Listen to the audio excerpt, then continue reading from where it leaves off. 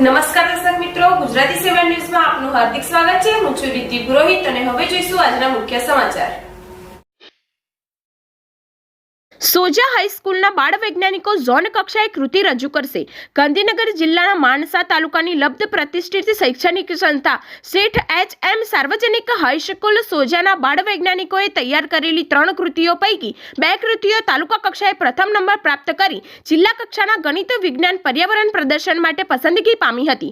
શાળાના શાશ્વત રાકેશ પ્રજાપતિ અને અંકિતાબેન પટેલના અભિપ્રાયક માર્ગદર્શન હેઠળ તૈયાર થયેલા સૌર ઉર્જા સંચાલિત સ્પ્રે પંપ અને સૌર ઉર્જા સંચાલિત વાતાકુલિન પ્રોજેક્ટ તારીખ 12 થી 14 ડિસેમ્બર દરમિયાન શેઠ શ્રી સીસી શાહ માધ્યમિક અને શ્રી એબી પટેલ ઉમા વિદ્યાલય ઉનાવા ખાતે આયોજિત જિલ્લા કક્ષાના ગણિત વૈજ્ઞાનિક પર્યાવરણ પ્રદર્શનમાં અનેરું આકર્ષણ જમાવ્યું હતું। આ 2 કૃતિઓ પૈકી રાકેશ પ્રજાપતિની રાહબરી હેઠળ તૈયાર થયેલ સૌર ઉર્જા સંચાલિત સ્પ્રે પંપ પ્રોજેક્ટ જિલ્લા કક્ષાએ અવ્વલ નંબર પ્રાપ્ત કરી ઝોન કક્ષા માટે પસંદગી પામેલ છે।